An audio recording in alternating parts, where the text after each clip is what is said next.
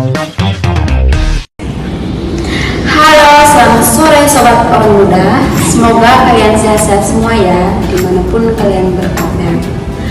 Oke baik, perkenalkan nama saya Diana Abong dan saudara saya Yohanes Mo. Di sini kami berdua akan membahas tema mengenai menghidupkan iman orang muda Katolik di era digital dengan tujuan mengajak semua orang muda Katolik untuk menumbuhkan komitmen dan kesadaran untuk menghidupkan nilai-nilai Kristiani secara nyata, termasuk dalam relasi dan interaksi di dunia digital ini. Selamat menyaksikan.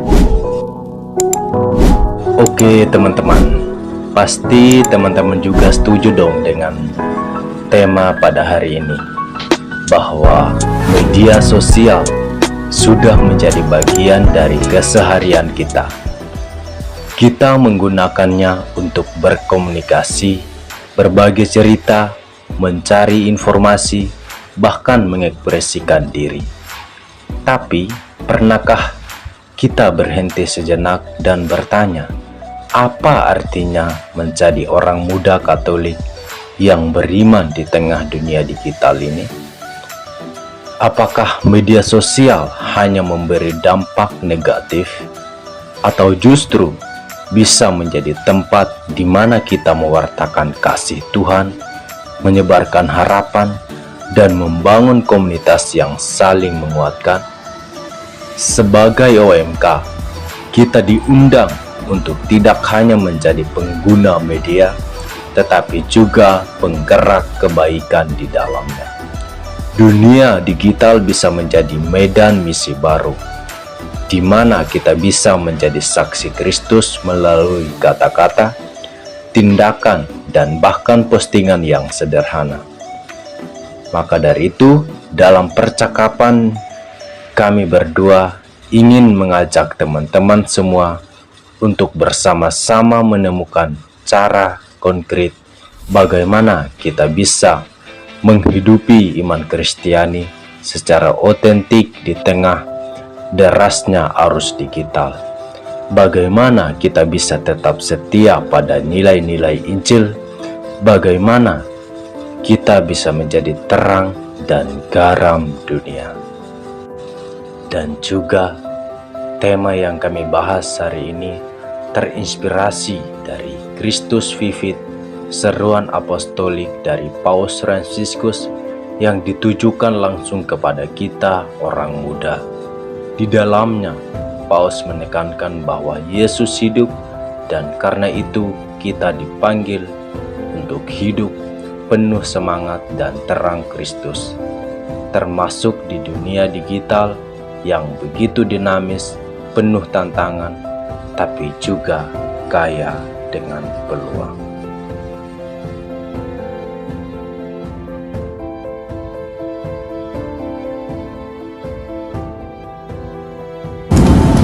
Aneh sekali orang-orang gini, saya penasaran loh. Kamu sendiri pernah nggak sih rasa jenuh atau terbebani dengan kehidupan di media sosial? Kadang tuh kayaknya semua orang itu kelihatan sempurna, dan kita juga jadi rasa tuh tertinggal dan kurang mampu untuk melewati semua itu. Ya, pernah banget tuh. Dan saya juga yakin banyak teman-teman juga merasakan apa yang saya rasakan saat ini, yang dimana media sosial kadang kita bikin membandingkan hidup kita dengan orang lain, juga kita jadi merasa pencapaiannya kita itu gak seberapa, atau apa ya, hidup kita itu kurang seru gitu. Padahal dalam Christus Vivit 104 itu mengatakan bahwa kita untuk tidak kehilangan identitas diri hanya karena ingin diterima di dunia maya gitu. Juga sekarang kan kita orang muda Katolik, ya, kita sudah mendengarkan bahwa Tuhan menciptakan kita itu secara unik dan dikasihi tanpa syarat. Nah, jadi kita nggak perlu cari-cari validasi dari jumlah like atau komentar maupun follower begitu. Nah, jadi iman Kristiani itu justru membebaskan kita. Karena itu kita sadar bahwa kita ini berharga di mata Tuhan, bukan karena pencapaian duniawi tapi karena kita adalah anak-anak Allah gitu. Wah, keren banget ya Hanis penjelasanmu. Tapi gimana sih caranya supaya dunia digital ini dipenuhi dengan godaan-godaan yang bisa jadi tempat yang kita bertumbuh dalam dunia ini, yang bertumbuh dalam iman kita sehari-hari. Itu gimana sih caranya? Pertanyaan bagus ya. Dunia digital itu seperti pasar besar. Kita bisa memilih apa yang kita konsumsi dan apa yang kita bagikan. Dalam Kristus Vivit nomor 86 bilang bahwa dunia digital bisa menjadi ruang yang sehat untuk perjumpaan diri dan sosialisasi, asal kita hadir di sana dengan nilai-nilai Kristiani. Artinya, media sosial saat ini itu bisa banget jadi ladang pewartaan. Misalnya kita posting kutipan kitab suci, berbagi dengan pengalaman iman, atau bahkan sekadar menyebarkan energi positif lewat komentar yang baik. Kita juga diajar untuk tidak sekedar eksis, tapi mewartakan lewat konten ini. Jadi begitulah untuk media sosial itu bukan berarti kita dilarang untuk tidak memiliki, tetapi bisa kita gunakan dengan baik juga. Baik Hanis, dari penjelasan Hanis tadi juga sesuai dengan pengalaman saya sendiri, saya juga sering mengupdate atau memaktakan kasih Tuhan. Itu bisa lewat Instagram, TikTok, ataupun WhatsApp, atau grup OMK, ataupun grup dengan teman-teman yang sekelas atau seangkatan, atau mungkin grup dengan teman-teman dari satu daerah begitu. Itu mungkin kita sebagai anak muda kan pasti hari Minggu itu kita pergi gereja. Setelah habis gereja itu kan kita ketika mendengarkan khotbah atau inspirasi apa ya dari Romo, pasti kita kembali untuk mengunggahnya lewat TikTok, Instagram, ataupun WA. Itu dari menurut pandangan saya juga sih, saya juga pernah mengalami seperti itu. Ya, tepat sekali Cek. Saya juga merasakan seperti itu. Jadi kita bisa jadikan ruang digital itu sebagai tempat penyebaran damai atau kasih dan kebaikan. Tapi bukan cuma itu, kita juga butuh komunitas nyata yang mendukung iman kita. Seperti dalam Kristus Vivit 162 juga mengatakan bahwa dia menegaskan pentingnya membangun komunitas orang muda yang hidup, di mana kita bisa saling mendukung dan menghidupkan. Contohnya, kita sebagai OMK bisa jadi tempat saling sharing pengalaman, sharing iman. Jadi adanya doa bareng atau diskusi online soal kitab suci. Jadi kita itu bukan cuma ngobrol soal biasa atau soal game atau gosip-gosipan itu, tapi juga dengan adanya media sosial kita bisa ajak teman-teman kita untuk ngobrol bareng, untuk cerita tentang Tuhan. Oke, baik Hanis, tapi saya itu kadang-kadang itu merasa bahwa saya sendiri ataupun teman-teman lain bahwa orang muda itu sangat berat ya, apalagi di dunia yang sekarang ini yang sangat tren dengan dikenal dengan dunia digital ya. Itu kayaknya nggak bebas juga sih kita bisa bagi teman-teman lain, atau karena banyak aturan juga ya situ. Mungkin kadang karena pengaruhnya adanya media sosial itu bisa membuat teman-teman itu bisa juga gitu kan. Ini sih solusinya, apakah ada solusi yang terdepannya? Ya, bagus sekali sih. Ya ada, tentu ada dong. Jadi saya juga pernah melihat bahwa dunia sekarang banyak orang muda merasa kalau jadi orang Katolik itu cuma soal larangan. Tapi sebenarnya orang muda itu hidup dalam Kristiani. itu karena soal batasan atau bukan soal batasan itu. Jadi dalam Kristus Covid mengingatkan kita bahwa Yesus itu sahabat kita.